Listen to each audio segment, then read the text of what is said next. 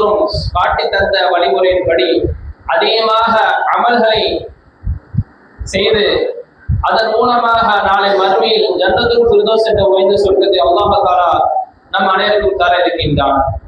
அந்த வகையில் புனித ரமலானை வருக என்ற தலைப்பின் கீழ் இந்த சிறப்புரை ஆற்றுவதற்காக ஹஜ்ரத் மியான் முஹிதீன் அவர்கள் இந்த சபைக்கு வரவேற்கப்படுகின்றார்கள்.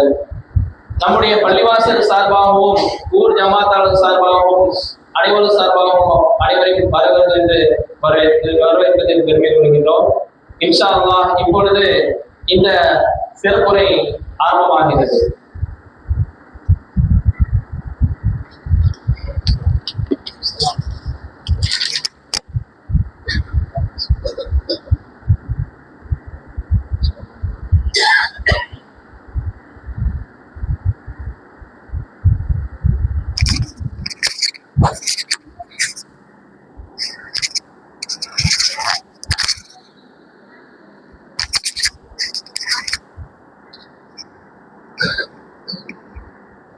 அஸ்ஸலாமு அலைக்கும்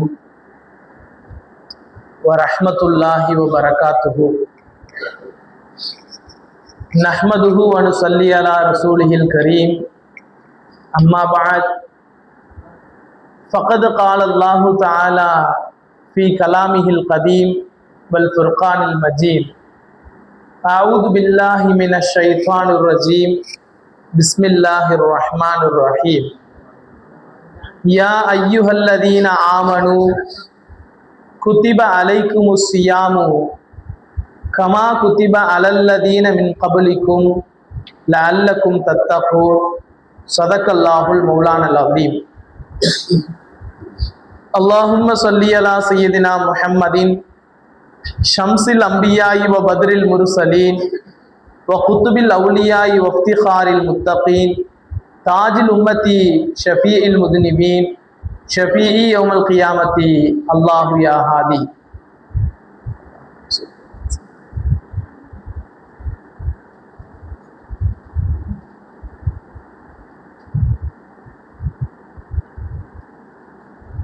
புகழும் புகழ்ச்சியும் ஏக இறைவனாகிய அல்லாஹுக்கு சுபஹானஹு தஆலாவிற்கே உரித்தாகட்டுமாக. அவனுடைய சாந்தியும் சமாதானமும் எம்பெருமானார் முஹம்மது முஸ்தபா ரசூலே கரீம் ஸல்லல்லாஹு அலைஹி வஸல்லம் அவர்கள் மீதும் அவர்களது வாழ்க்கை நெறிமுறைகளை அடிபிரலாமல் பின்பற்றிய உத்தம சத்திய சஹாபாக்கள், தாபிஈன்கள், தபஉ தாபிஈன்கள், இன்னும் இறைவனுடைய அருளை எதிர்நோக்கி காத்திருக்கிற நம்மவர்கள் மீதும் என்றென்றும் நின்று நிலவட்டுமாக. ஆமீன். கண்ணியத்திற்கும் மிகுந்த மரியாதைக்கும் உரித்தான சேந்திமங்கலம் முஹியுத்தீன் ஆண்டவர் ஜும்மா பள்ளிவாசலினுடைய இமாம் உள்ளிட்ட நிர்வாக பெருமக்களே, இந்த பகுதியின் ஜமாத்தார்களே, பெரியோர்களே, தாய்மார்களே, சகோதரிகளே, அல்லாஹுக்கு சுபஹானஹு தஆலா நமக்கு ஒரு பெரும் பாக்கியத்தை வழங்கி இருக்கிறார்.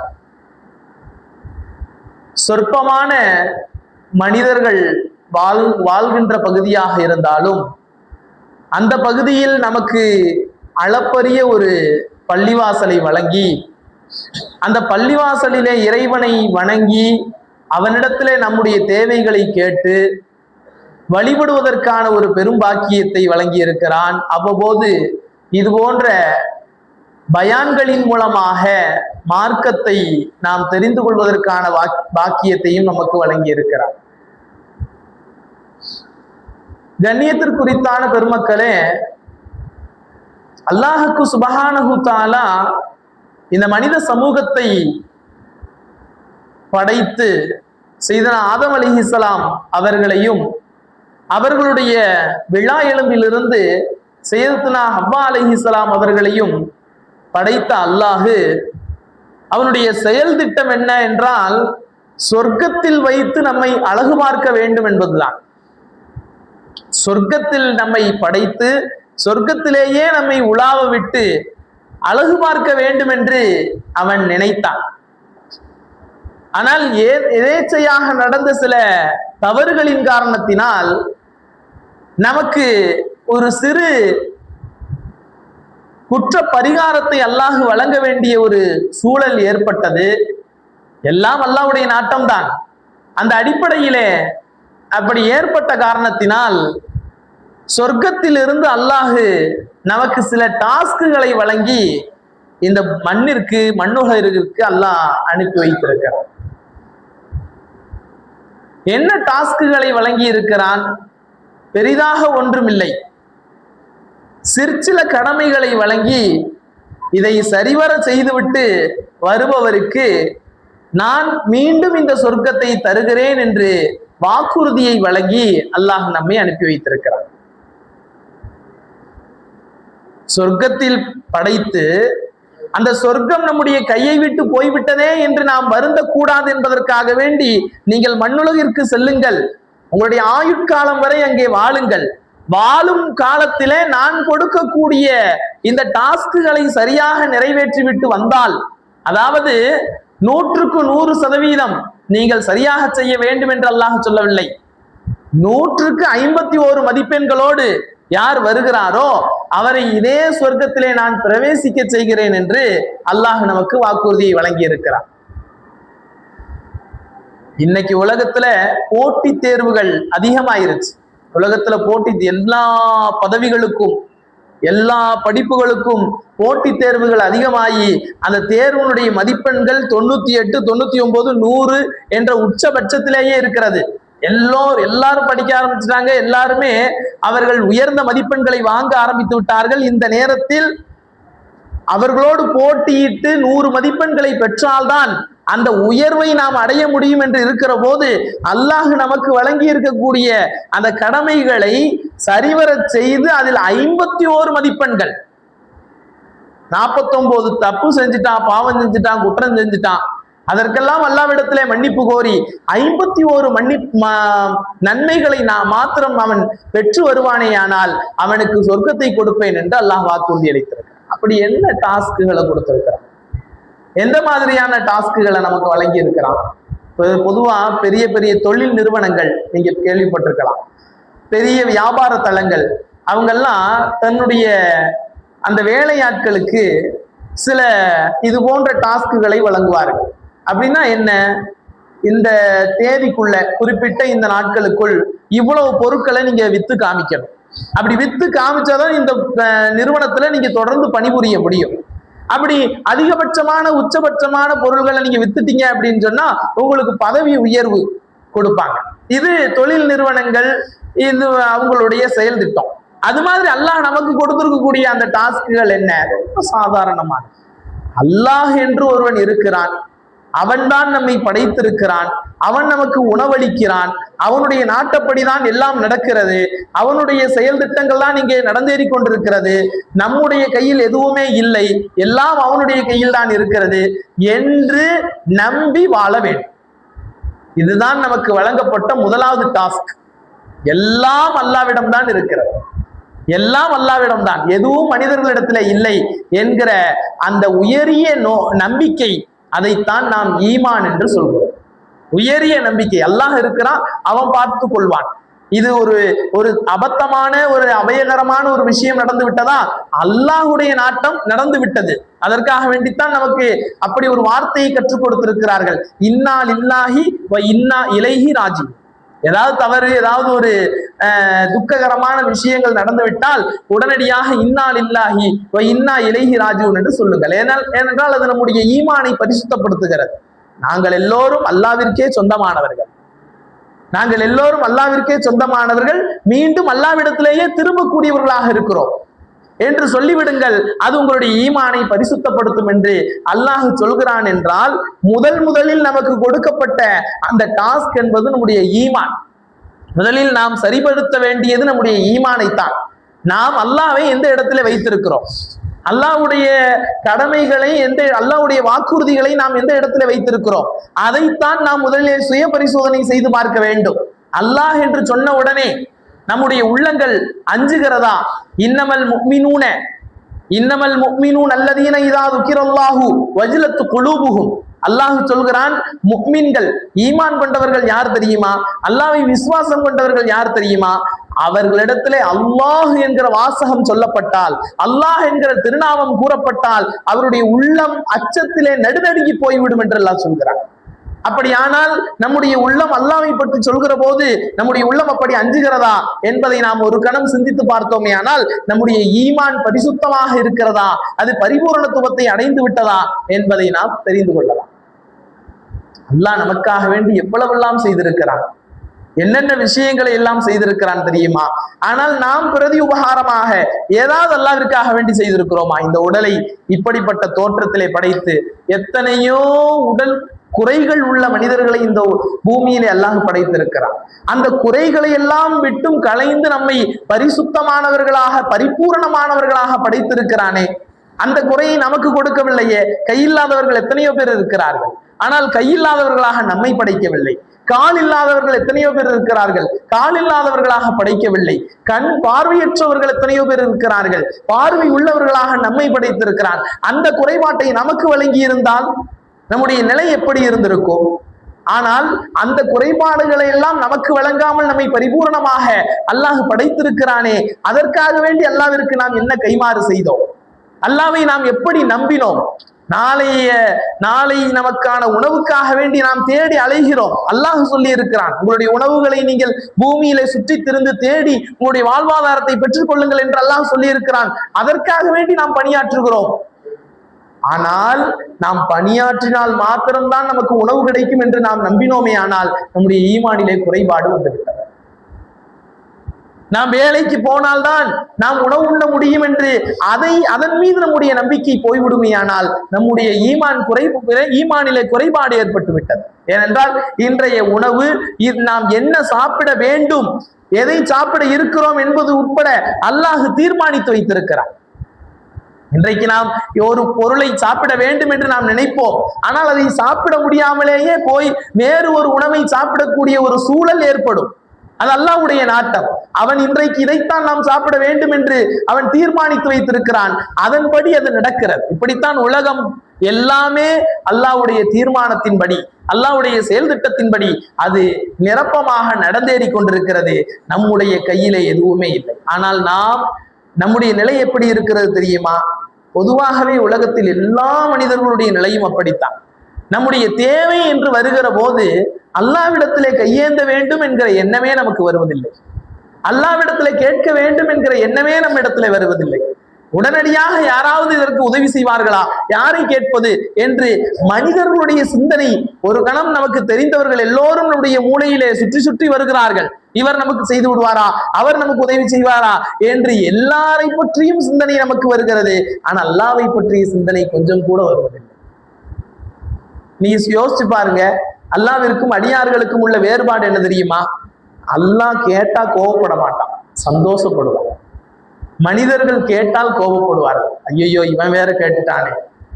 ஒரு முறை கேட்டுவிட்டால் மறுமுறை நம்மை பார்க்கிற போது வேறு வழியாக ஓடி போய் விடுவார்கள்.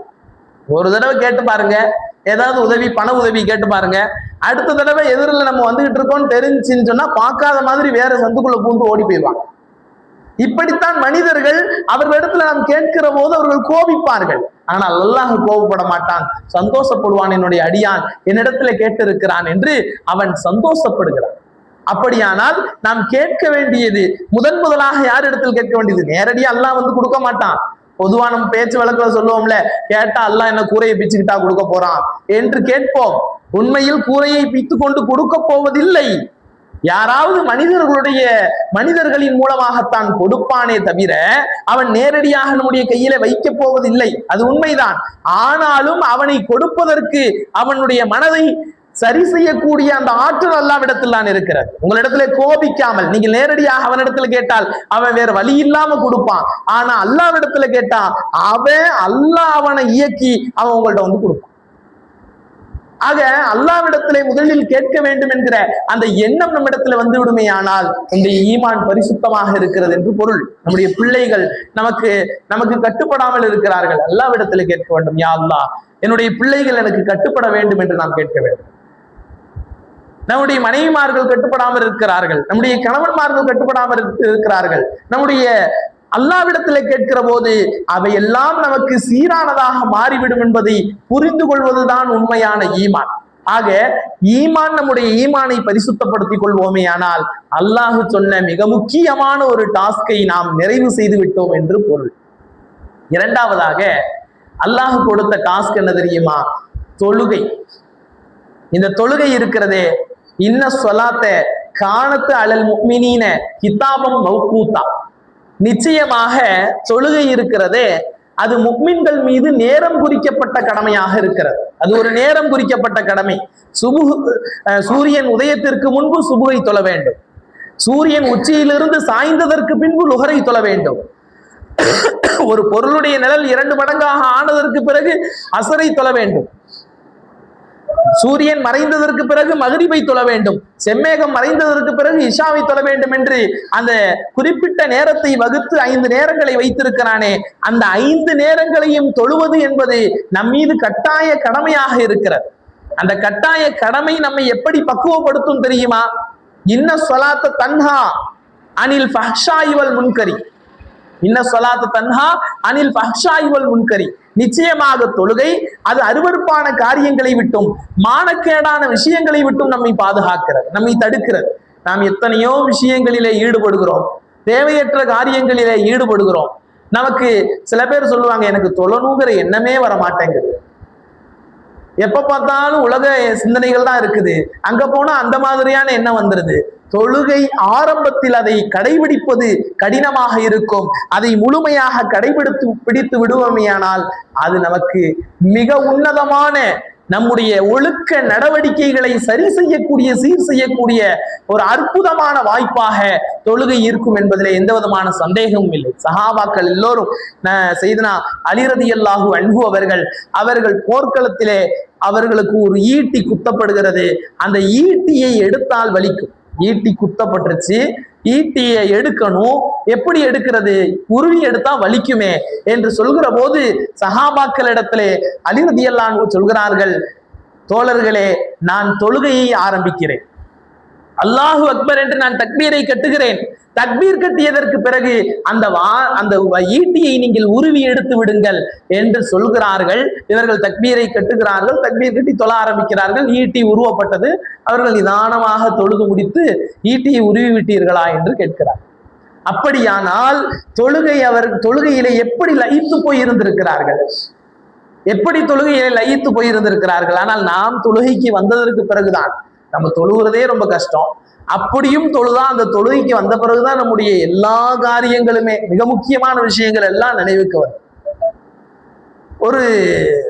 நம்ம எல்லாரும் கேள்விப்பட்டிருப்போம், ஒரு தொழில் நிறுவனத்தினுடைய அதிபர் நிறைய கடைகள் நடத்திட்டு வர்றார், ஒரு 4 கடைகள் நடத்திட்டு வர்றார்.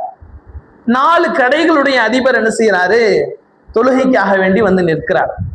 தொழுகை நடக்குது, நடந்து முடிஞ்சதுக்கு பிறகு இமாம் என்ன செய்யறாங்க, அன்னைக்கு மறந்து 4 ரக்காத்து தொழுவைக்கு பதிலா 3 ரக்காத்து தொழு வச்சுட்டார். உடனே மக்கள் எல்லாரும் அங்க ஒரு சலசலப்பு ஏற்படுது. சலசலப்புல மக்கள்லாம் சொல்றாங்க, ஹஸரத் நீங்க 3 ரக்காத் தான் தொழு வச்சீங்க அப்படின்னு சொல்றாங்க. இமாம் சொல்றாங்க, அவங்க ஏற்கனவே மறந்துதான தொழு வச்சிருக்கிறாரு. அவர் சொல்றாரு, இல்லப்பா நான் 4 ரக்காத் தொழு வச்சுட்டானே அப்படின்னு சொல்றாரு.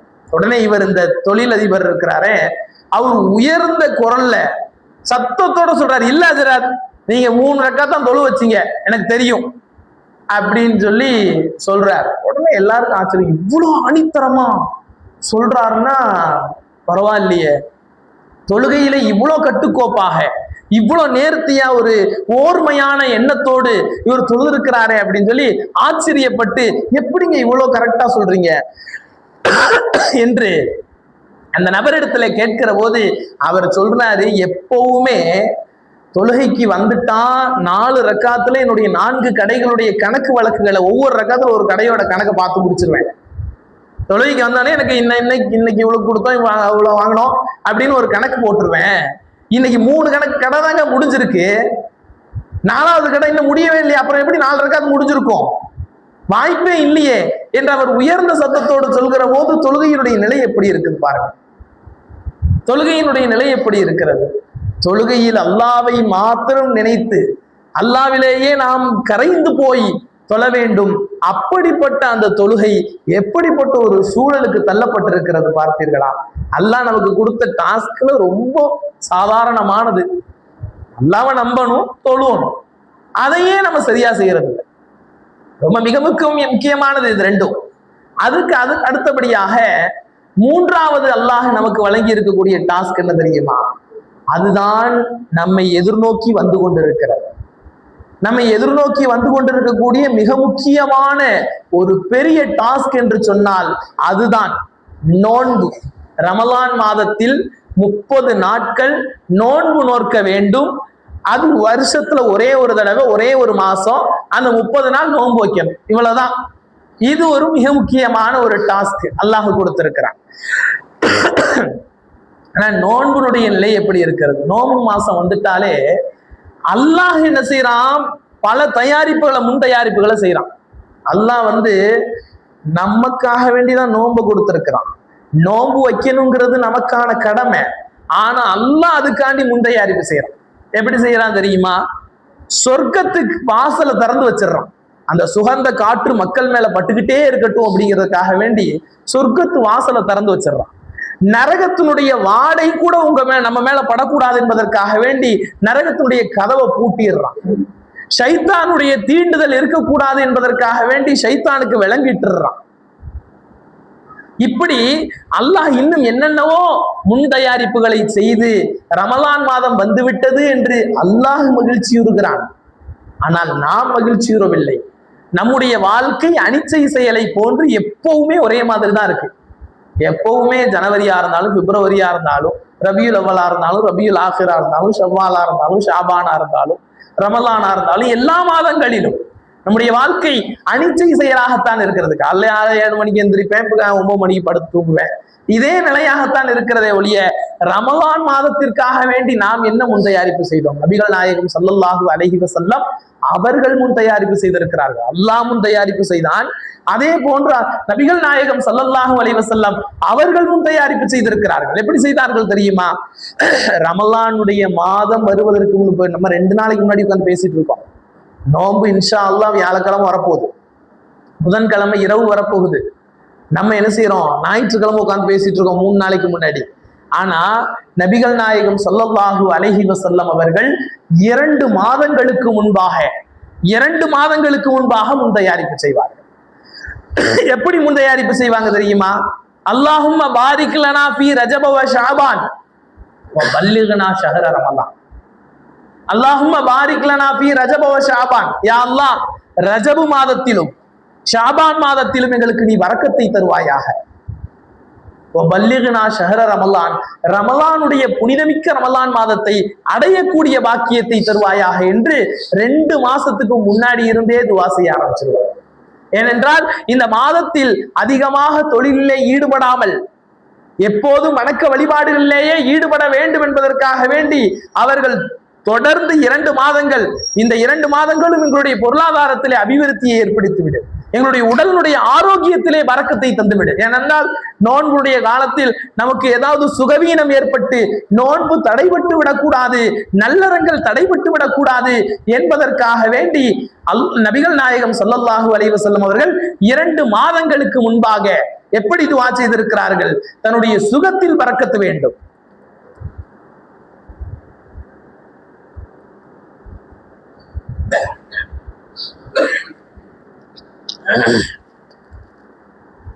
தன்னுடைய உடலினுடைய ஆரோக்கியத்திலே பரக்கத்து வேண்டும் என்று அவர்கள் துஆ செய்திருக்கிறார்கள். தன்னுடைய பொருளாதாரத்திலே பரக்கத்து வேண்டும் ஏனென்றால் ரமலானுடைய மாதத்திலே அதிகமாக தொழிலிலே ஈடுபட முடியாது என்று அவர்கள் பொருளாதாரத்தில் பரக்கத்து வேண்டும், மற்ற எல்லா காரியங்களிலேயும் பரக்கத்து வேண்டும் என்று நபிகள் நாயகம் ஸல்லல்லாஹு அலைஹி வஸல்லம் கேட்டிருக்கிறார்கள். 2 மாதங்களுக்கு பிறகு வரக்கூடிய ரமலானை அடைய வேண்டும் என்றும் அவர்கள் துஆ செய்திருக்கிறார்கள். ஆனால் இந்த ரமலானை அடைய வேண்டும் என்பதிலே எவ்வளவு முனைப்பு காட்டி இருக்கிறார்கள் என்பதை நீங்கள் ஒரு கணம் சிந்தித்து பார்க்க வேண்டும். ஆனால் இன்றைக்கு நாம் இன்னும் நோன்பு வரப்போகிறதா என்று சிலர் கேட்பவர்கள் இருக்கிறார்கள். இன்னைக்கு கூட நோன்பு வரப்போதா? அப்படியா? என்று கேட்பவர்களும் நம்முடைய சமூகத்திலே இருக்கிறார்கள் என்பது எவ்வளவு பெரிய ஒரு வருத்தத்திற்குரிய செய்தி என்பதை நாம் சிந்தித்து பார்க்க வேண்டும். அல்லாஹுக்கு சுப்ஹானஹு தஆலா ரமலானுடைய மாதத்துல எப்படி அள்ளி கொடுக்க போறான் தெரியுமா? இன்னைக்கு நீங்க ரெண்டு நாளாவே வங்கிகள் எல்லாம் நிறைஞ்சு வடியுது, பேங்குகள் எல்லாமே நிறைஞ்சு வடியுது. 2 தினமா பார்த்துக்கிட்டு இருக்கோம். அதே மாதிரி எங்க பார்த்தாலும், நம்ம அரசியல் பேசல, எங்க பார்த்தாலும் என்ன பேச்சு நடக்குது? உனக்கு வந்துருச்சா? எனக்கு மெசேஜ் வந்துருச்சு, எனக்கு மெசேஜ் வந்துருச்சு 5000 ரூபாய்க்கு, உனக்கு மெசேஜ் வந்துருச்சா? எங்க பார்த்தாலும் பேசிக்கிறாங்க. தொழுகையில தொழுவு வர்றாங்க, தொழுவு முடிச்சுட்டு 2 பேர் பேசிக்கிறாங்க, உங்களுக்கு மெசேஜ் வந்துட்டா அப்படின்னு கேட்காங்க. அப்போ ஒரு இலவசம் நமக்கு ஃப்ரீயா ஒருத்தவங்க கொடுக்குறாங்க அப்படின்னு சொன்னா அதை வாங்குறதுல எவ்வளவு முனைப்பு காட்டுறோம், அதை வாங்குறதுல எவ்வளவு முனைப்பு. 3000 ரூபாய் தரப்போறாங்க அப்படின்னு சொன்னா முதல் நாளே ரேஷன் கடையில போய் இடம் போட்டு வச்சிடுறாங்க. அதுக்கு ஒரு பொருளை கொண்டு போய் இடம் போட்டு இந்த இடத்துல நான் நாளைக்கு காலைல வந்து நிற்பேன் அப்படின்னு சொல்றோம். அப்போ நமக்கு கிடைக்கக்கூடிய வெகுமதிகள் இருக்கு இல்லையா, இந்த வெகுமதிகளுக்காக வேண்டி நாம் எவ்வளவு சிரமப்படுகிறோம், எவ்வளவு நம்முடைய உடல் ஆற்றல்களை எல்லாம் அதற்காண்டி செலவழிக்கிறோம். ஆனா அல்லாஹ் கொடுக்கக்கூடிய வெகுமதிகளை பத்தி யோசிச்சிருக்கிறோமா? எத்தனையோ அரசியல் கட்சிகளை எடுத்துக்கோங்க, அல்லது ஆட்சியாளர்களை எடுத்துக்கோங்க, தொழில் நிறுவனங்களை எடுத்துக்கொள்ளுங்க, நம்ம வாங்கக்கூடிய பொருட்கள் நம்ம கிட்ட விற்கிறாங்க இல்லையா, அந்த வியாபாரிகள் எடுத்துக்கொள்ளுங்க, எல்லாருமே இலவசங்களை அறிவிக்கிறாங்க. எல்லாரும் இலவசங்களை அறிவிக்கிறாங்க. ஆட்சியாளர்கள் தங்களுடைய ஆட்சியை தக்க வைக்கிறதுக்காக வேண்டி இலவசங்களை அறிவிக்கிறாங்க. வியாபாரிகள் தங்களுடைய வியாபாரங்களை பெருக்கிறதுக்காக வேண்டி அவங்க இலவசங்களை அறிவிக்கிறாங்க. ஒரு பொருள் வாங்கினா ஒரு பொருள் இலவசம் அப்படியும் இருக்குது, ஒரு பொருள் வாங்கினா 2 பொருள் இலவசம் அப்படியும் இருக்குது. அப்படியானா அதனுடைய தரம் எப்படி இருக்கும் அப்படிங்கிறத நம்ம சிந்திச்சு பார்க்கணும். பிஸ்கட் பாக்கெட்டுகள் எல்லாம் பாத்தீங்கன்னா திடீர்னு இருப்பான், சும்மா போய்கிட்டே இருக்கும், நல்லா தான் விற்கும் அந்த பிஸ்கட்டு. ஆனா திடீர்னு 20% எக்ஸ்ட்ரா அப்படின்னு போட்டிருப்பான். நம்மளும் பரவாயில்ல 20% எக்ஸ்ட்ரா கொடுத்துட்டான் அப்படின்னு சொல்லி அதை வாங்கி சாப்பிடுவோம். அதே மாதிரி ஒரு பாக்கெட் வாங்கினா 2 பாக்கெட் இலவசம் அப்படிலாம் சொல்லுவான். காரணம் என்ன அப்படின்னு கேட்டா, அதை நீங்க நல்லா வாங்கி யோசிச்சு பார்த்தீங்கன்னா, அந்த பிஸ்கட்டை பிரிச்சு பார்த்தா அந்த பிஸ்கட்டு அந்த பேக் பண்ணும் போதே அது தீஞ்சு போயிருக்கும். அந்த தீஞ்ச பிஸ்கட்டை என்ன செய்யன்னு அவனுக்கு தெரியாது. சரி, இதை ஒரு வியாபாரத்துக்கான இதா வச்சுட்டு நல்ல பிஸ்கட்டை உள்ள ஒரு 100% வச்சுட்டு எக்ஸ்ட்ரா உள்ள 20% கொண்டு போய் என்ன செய்வான், அந்த தீஞ்ச பிஸ்கட்டை கொண்டு சொருவிடுவான். ஏன்னா அவன் வியாபாரத்தை பெருக்கிறதுக்கான ஒரு வழியை தேடுறான். அதே மாதிரிதான் இலவசம் கொடுக்குறானே, அவன் அந்த பொருள்ல ஏதாவது குறைபாடுகள் ஏற்பட்டிருக்கும், அந்த குறைபாடை சரி செய்யறதுக்காக வேண்டி 2 பொருளோட ரேட் அவங்கள்ட்ட வாங்கிட்டு ஒரு பொருளுக்கு 1 இலவசம்னு சொல்லுவான். 3 பொருளோட விலையை வாங்கிட்டு ஒரு பொருளுக்கு 2 பொருள் இலவசம் அப்படின்னு சொல்லுவான். நம்ம அதை என்ன செய்வோம், ஏமாந்து வாங்கிட்டு வந்துட்டு அதுக்கப்புறம் வீட்டுக்கு பக்கத்துல உள்ளவங்க சொல்லுவாங்க, இது ஒரு பாக்கெட்டே இவ்வளவுதான் அப்படின்னு சொல்லுவாங்க. அதுக்கு பிறகு நம்ம யோசிப்போம். ஆனா இந்த வெகுமதிகள் எல்லாமே நம்முடைய ஏமாற்று வேலை, நம்மளை ஏமாத்துறதுக்கான வேலை தான். அல்லாஹ் கொடுக்கக்கூடிய வெகுமதிகள் எப்படி தெரியுமா, அது நம்ம ஏமாற்றாது. அதுதான் உண்மையிலேயே உண்மையான இலவசம் என்று சொன்னால் அதுதான், உண்மையான வெகுமதி என்று சொன்னால் அதுதான். எப்படி சொல்றான் பாருங்க, ரமலானுடைய காலத்துல, மற்ற காலத்துல நீங்க ஒரு ஃபர்து சுபுஹ் தொழுவீங்க 2 ரக்காத்து, இந்த 2 ரக்காத்துக்கு என்ன நன்மை கொடுக்க போறானோ இது மாதிரி 70 மடங்கு கொடுக்க போறான். 70 நாள் சுபுஹ் தொழுதான் என்ன நன்மையோ அதை ஒரு நாள்ல கொடுக்குறான். அப்ப கிட்டத்தட்ட ரமலானுடைய மாதத்துல ஒரு மாதம் முழுக்க நம்ம சுபுஹ் தொழுதோம் அப்படின்னு சொன்னா கிட்டத்தட்ட 210 நாட்கள், அதாவது 7 மாதங்கள் தொழுத நன்மை கிடைக்கும். ஒரு நாள் லுஹர் தொழுதா அது 70 நாள் லுஹர் தொழுத நன்மை கிடைக்கிறது. இப்போ ஒரு மாசம் தொழுதா 7 மாதங்கள் தொழுத நன்மை நமக்கு என்ன செஞ்சிருது, கிடைச்சிருது. அப்போ இதுதான் உண்மையான இலவசம். அல்லாஹ் நம்மளை ஏமாற்றுறானா? நீ தொழுவுப்பா உனக்கு 70 மடங்கு நன்மை தரேன் அப்படின்னு சொன்னா ஏமாத்துறான்னு அர்த்தமா? இல்லை. அல்லாஹ்வுடைய எந்த நன்மையும் ஏமாற்று வேலை இல்லை. உண்மையிலே நம்ம 7 மாசம் நின்று சுபுஹ் தொழுதா கூட அந்த நன்மை அடைய முடியாதுங்க. நான் சவால் விட்டு சொல்கிறேன், உண்மையிலேயே 7 மாதங்கள் நின்று தொழுதாலும் கூட உங்களால் அந்த நன்மையை அடைய முடியாது. ஒரே ஒரு நாள் சுபு தொழுதுட்டு 70 நாள் சுபு தொழுத நன்மையை பெறோம் அப்படின்னு சொன்னா, இந்த ஒரு நாள் 2 ரக்காத்து, இந்த 2 ரக்காத்துக்காக வேண்டி நம்ம ரொம்ப ஓர்மையா அதை ரொம்ப சுருக்கமா நின்று தொழுதா போதும். அதுக்காண்டி பரிபூரணமாக 70 நாட்கள் தொழுத நன்மையை கொடுத்துறான். 70 நாள் நம்ம நின்று தொழுதா கூட அதுல பல தவறுகள் செய்வோம், அதனால நன்மை குறைக்கத்தான் படும். 70 நாளுமே சுபு தொழுதா கூட என்ன செய்யும், நன்மை குறையும், கூடாது. ஆனால் ஒரு நாள் தொழுதால் 70 நாளுடைய நன்மை பரிபூர்ணமா கிடைச்சிடும் நம்ம அக்கௌண்ட்ல. ஒரு நாள் தொழுகிறோம், அதுல ஏதாவது ஒரு சின்ன சிறு தவறுகள் இருக்கும்ல, அந்த தவறை நிவர்த்தி செஞ்சு அந்த ஒரு நாளைக்கு தான் அப்படிப்பட்ட நன்மை கொடுப்பான். மிச்சம் இருக்கக்கூடிய 69 நாள் இருக்கு பாருங்க, பரிபூரணமா 2 ரக்காத் தொழுவதற்கான பரிபூர்ணமான நன்மையை கொடுத்துருவான். இது வல்லவா உண்மையான வெகுமதி, இதுதானே உண்மையான ஒரு இலவசம். அதே மாதிரி ஒரு சுண்ணத்து, ஒரே ஒரு சுண்ணத்து தொழுதோம்னா 70 சுண்ணத்துகள். ஒரு சுண்ணத்துள்ள ஒரு ஃபர்து தொழுத நன்மை கொடுக்கிறான். ஃபர்து தொழுகையை நம்ம எப்படி தொழுகிறோமோ, கட்டாய கடமையை நிறைவேற்றுகிற போது என்ன நன்மையை தருகிறானோ அந்த நன்மையை ஒரே ஒரு சுண்ணத்துக்கு தந்து விடுகிறான் என்று சொன்னால், உண்மையிலேயே அல்லாஹ் கொடுக்கக்கூடிய இந்த வெகுமதிகள் அதை எப்படி சொல்ல முடியும்? ரமலானுடைய மாதத்துல அல்லாஹ் கொடுக்கக்கூடிய இந்த நன்மைகளை அதை நம்மால் கணக்கிட்டு சொல்லிவிடவே முடியாது. ஒரு எண்ணத்திற்குள், ஒரு கணக்கிற்குள் அதை கொண்டு வர முடியாது. அந்த அளவிற்கான நன்மைகளை அல்லாஹ் தருவதற்கு காத்திருக்கிறான். அல்லாஹ் நம்முடைய அடியார்கள், தன்னுடைய அடியார்கள் அமல் செய்வார்களா, தொழுவார்களா, நோன்பு வைப்பார்களா, அவர்களுக்கு இன்னென்ன நன்மைகளை செய்ய காத்திருக்கிறேன் என்று அல்லாஹ் காத்திருக்கிறான். ஆனால் நாம் வாங்குவதற்கு தயாராக இல்லை. ரேஷன் கடை பூட்டி கிடக்குது, நாளைக்கு தான் திறக்கும். சீட்டு போடுறதுக்கு இன்னைக்கே நாம் தயாராக இருக்கிறோம். ஆனால் அல்லாஹ் நன்மை கொடுப்பதற்கு காத்திருக்கிறான். நாம் சீட்டு போடுவதற்கு கூட தயாராக இல்லை என்பது மிக வருத்தத்திற்குரிய ஒரு செயலாக இருக்கிறது. எல்லா அமல்களை காட்டிலும் தொழுகை இருக்குல்ல, தொழுகையை விட நோன்பு தான் சிறந்தது.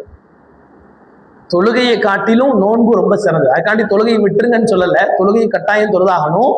அதே நேரத்துல நோன்பு மிக அதிகமான நன்மையை பெற்றுத்தரக்கூடியது. ஏன்னா தொழுகிறோம், இப்போ நம்ம பக்கத்துல இருந்து தொழுதுட்டு இருக்கும் போது பக்கத்துல உள்ள அப்துல் ரஹ்மான் பாயோ, அப்துல்லா பாயோ நம்மளை பார்க்கணுங்கிறதுக்காக வேண்டி கூட நம்முடைய எண்ணம் வரலாம். நம்ம சாதாரணமா தொழுதுகிட்டு இருப்போம், பக்கத்துல ஒருத்தர் வந்துட்டாருன்னா அப்ப அப்படி நேரம்லாம் ஆகிடுவோம்.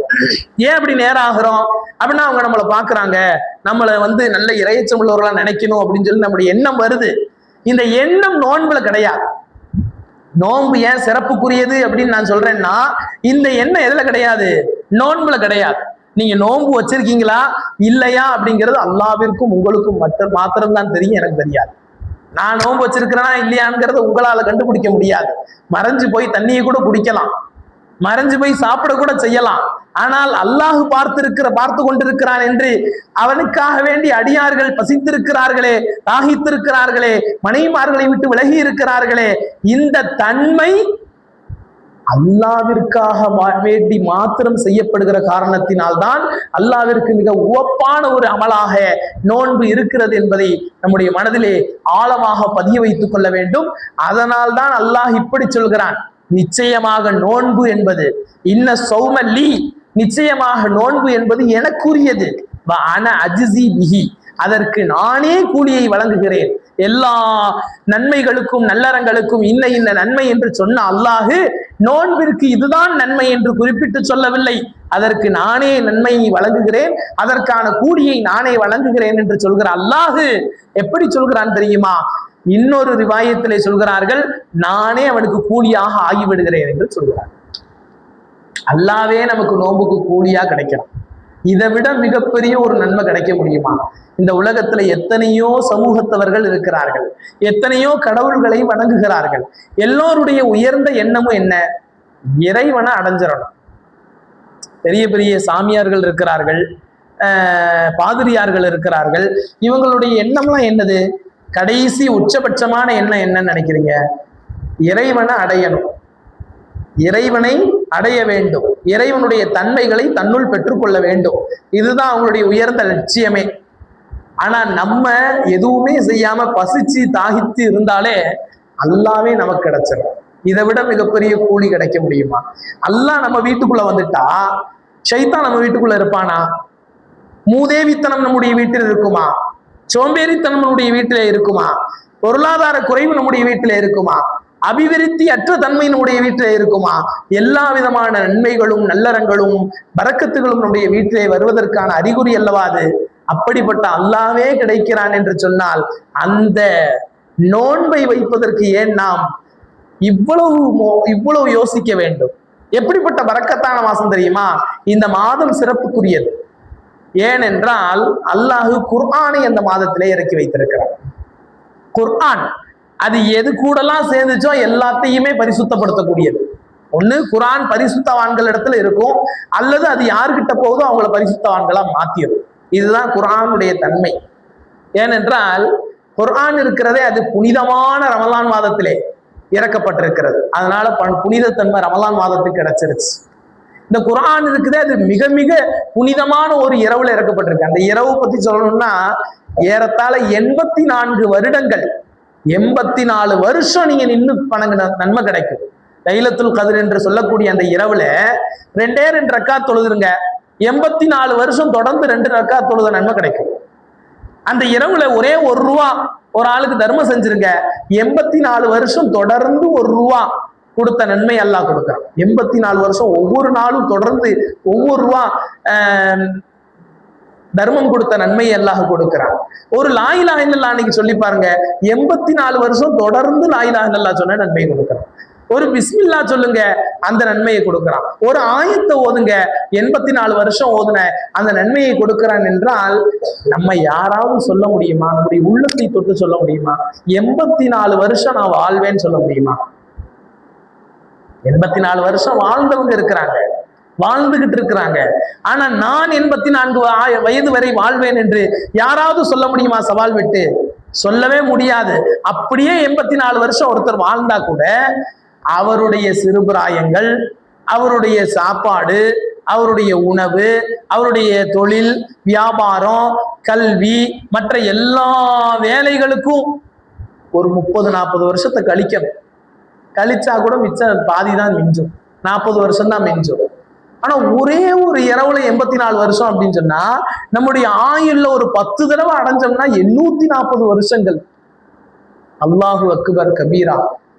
ஒரு 10 லைலத்துல் கத்ரை நம்ம அடைஞ்சா 840 வருஷ தொழுத நன்மை அல்லாஹ் கொடுக்கிறான் என்று சொன்னால் இதை விட மிகப்பெரிய உபகாரத்தை, மிகப்பெரிய ஒரு வெகுமதியை யாராலும் வழங்க முடியாது, யாருமே கொடுக்க முடியாது. அல்லாஹ்வால் மாத்திரம்தான் கொடுக்க முடியும். அப்படிப்பட்ட புனிதத்துவம் வாய்ந்த ஒரு இரவில் இது இறக்கப்பட்டது. இது இறக்கப்பட்டதினால் அந்த இரவு புனிதத்தன்மை வாய்ந்ததாக 84 வருடங்களை விட, அதை அல்லாஹ் இப்படி சொல்கிறான்,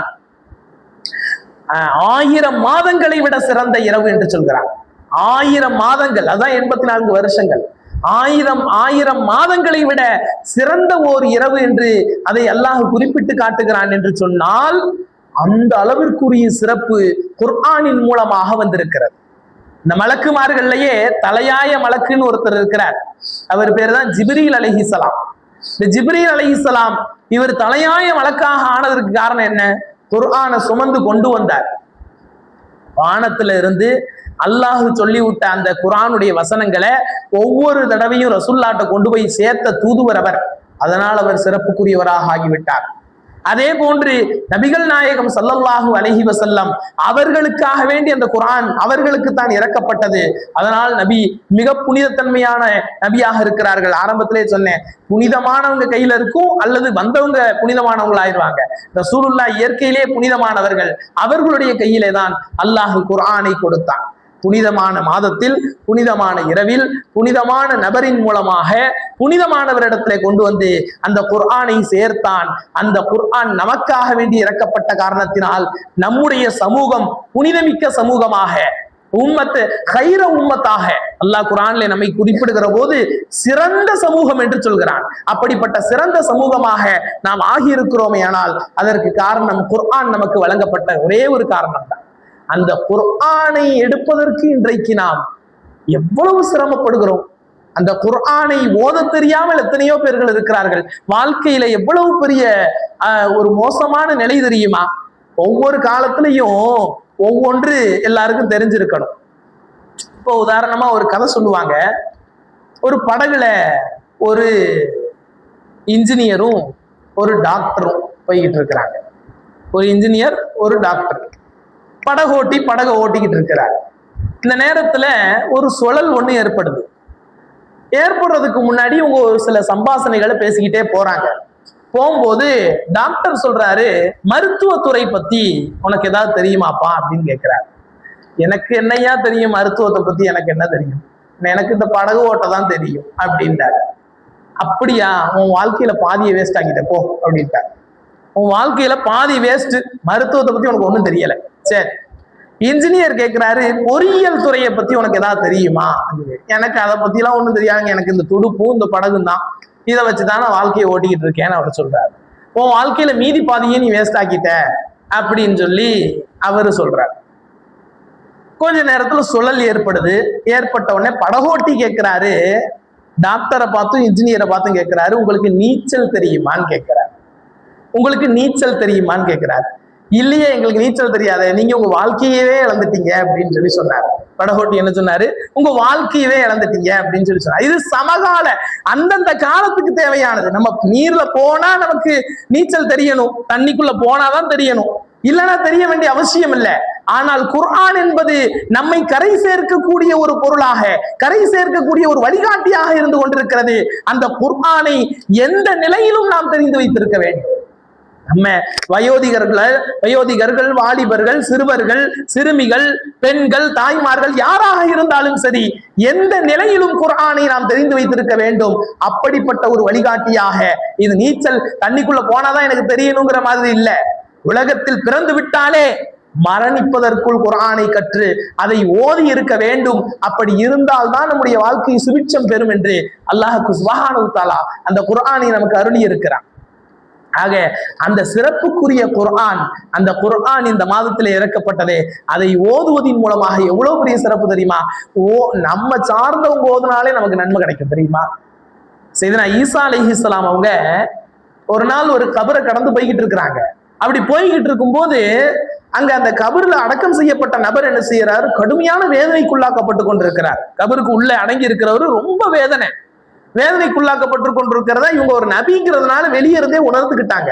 வெளியே இருக்கிற போதே இவங்களுக்கு தெரியுது இவர் வேதனை செய்யப்படுகிறாருன்னு. உடனே இந்த கபருக்கு பக்கத்துல நின்று, யா அல்லாஹ், இந்த கபராளியோட அந்த வேதனை எல்லாம் நீக்கிற ரஹ்மானே அப்படின்னு துவா செய்யறாங்க. துவா செஞ்சுட்டு ஈசா அலைஹிஸ்ஸலாம் போயிடுறாங்க. கொஞ்ச காலத்துக்கு பிறகு ஈசா அலைஹிஸ்ஸலாம் வர்றாங்க. அதே வழியில வரும்போது அந்த கபர் இப்ப பார்த்தா சூன பூஞ்சோலையா இருக்கு. அப்ப நரக படுகொலியா இருந்துச்சு, அவ்வளவு வேதனை. இன்னைக்கு சோனத்தினுடைய பூஞ்சோலையாக மாறி இருக்கிறது. அப்போ அவங்களுக்கு ரொம்ப ஆச்சரியப்பட்டு ஈசா அலைஹிஸ்ஸலாம் தன்னுடைய மனசுல ஒரு மகிழ்ச்சி வருது. பரவாயில்ல, அல்லாஹ் நம்முடைய துவாவை ஏத்துக்கிட்டு அந்த கபரை என்ன செஞ்சுட்டான், சொர்க்கத்தினுடைய பூங்காவனமா மாத்திட்டானே அப்படின்னு அவங்க சந்தோஷப்படுகிற போது ஒரு அசரீரி வாக்கு அங்க கேட்குது, ஈசாவே, உன்னுடைய துவாவை ஏற்றுக்கொள்ளணுங்கிறது என்னுடைய நோக்கம் இல்லை. உன்னுடைய துவாவை ஏற்றுக்கொண்டதற்காண்டி இவருடைய வேதனை இங்க நீக்கப்படல. அவருக்கு ஒரு சின்னஞ்சிறு குழந்தை இருந்துச்சு, அவருக்கு ஒரு சின்னஞ்சிறு பச்சிலம் குழந்தை இருந்தது. அது பேச முடியாத அளவில் இருந்தது. இன்றைக்கு அது வாயை திறந்து பிஸ்மில்லாஹிர் ரஹ்மானிர் ரஹீம் என்று ஓத தொடங்கி இருக்கிறது.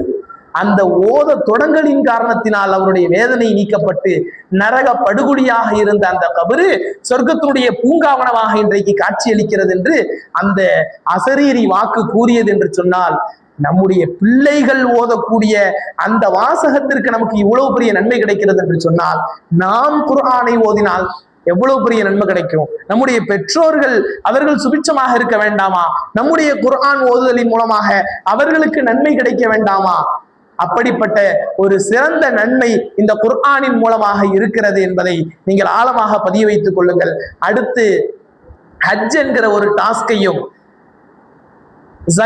ஜக்காத் என்கிற ஒரு டாஸ்கையும், 2 டாஸ்குகளை அல்லாஹ் வழங்கி இருக்கிறான். அதை வசதியுள்ளவர்கள் வழங்க வேண்டும் என்று அதை சுருக்கமாக ஆக்கி இருக்கிறான் என்பதை நாம் முழுமதையாக மனதிலே பதிய வைத்து இந்த ரமலானுடைய மாதத்தை பரிபூரணமாக அடைந்து அதுல கிடைக்கக்கூடிய எல்லா நன்மையும் வாரி சுருட்டிக்கணும்னு நினைக்கணும்.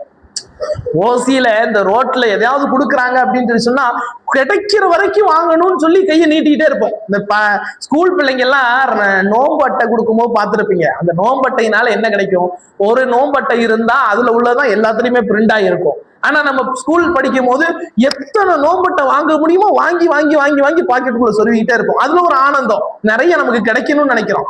இது மாதிரி போட்டி போடணும். ரமலானுடைய மாதத்துல எவ்வளவு அமல் செய்ய முடியுமோ அவ்வளவு அமல் செய்து, எவ்வளவு தொழ முடியுமோ அவ்வளவு தொழுது, எவ்வளவு ஓத முடியுமோ அவ்வளவு ஓதி நன்மைகளை வாரி சுருட்டி கொள்ள வேண்டும் என்று நாம் நினைக்க வேண்டும். அதை நம்முடைய மனதிலே ஆழமாக பதிய வைத்துக் கொள்ள வேண்டும். அல்லாஹு தஆலா நம்முடைய அமல்களை ஏற்றுக்கொள்வானாக. புனிதமிக்க ரமலான் மாதத்தை அடையக்கூடிய பாக்கியத்தை தந்தருள் புரிவானாக. அதிலே பகலெல்லாம் நோன்பு நோக்கக்கூடிய பாக்கியத்தை தந்தருள் புரிவானாக. இரவெல்லாம் நின்று வணங்கக்கூடிய பாக்கியத்தை தந்தருள் புரிவானாக. புனிதமிக்க குர்ஆனை இந்த ரமலான் மாதத்திலே பல முறைகள் ஓதக்கூடிய பாக்கியத்தை தந்தருள் புரிவானாக. இந்த ரமலானுடைய எல்லா அருள் பாக்கியங்களையும் நமக்கு முழுமையாக தந்தருள் புரிவானாக. ரமலானுடைய மாதத்திலே கிடைக்கக்கூடிய எல்லா நல்ல நன்மைகளையும் நமக்கு நிரப்பமாக தந்தருள் புரிவானாக. வாழும் காலமெல்லாம் லா இலாஹ இல்லல்லாஹ் முஹம்மது ரசூலுல்லாஹ் என்ற திருக்கலிமாவை முன்மொழிந்த வண்ணமே வாழ்ந்து நாளை மரணிக்கிற வேளையிலும் அந்த திருக்கலிமாவை முன்மொழிந்த வண்ணமே மரணிக்கக்கூடிய நல்லதொரு பாக்கியத்தை நம் அனைவருக்கும் தந்தருள் புரிவானாக. அல்லாஹு அவனால் பொருந்திக் கொள்ளப்பட்ட சமூகமாக நம்மை ஆக்கியருள் புரிவானாக. அவனுடைய நேசத்திற்குரிய சமூகமாக நம்மை ஆக்கியருள் புரிவானாக என்று கூறி எனது வார்த்தைகளை நிறைவு செய்கிறேன். வாஹிர் தஅவானா அனில் ஹம்துலில்லாஹி ரப்பில் ஆலமீன். வஸ்ஸலாமு அலைக்கும் வரஹ்மத்துல்லாஹி வபரகாத்துஹு.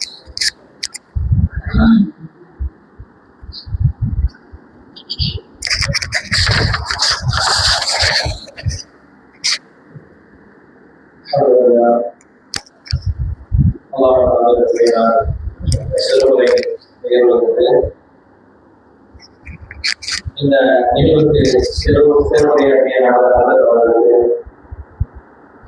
அந்த மாதாக்கள் சார்பாக இப்பொழுது சாலை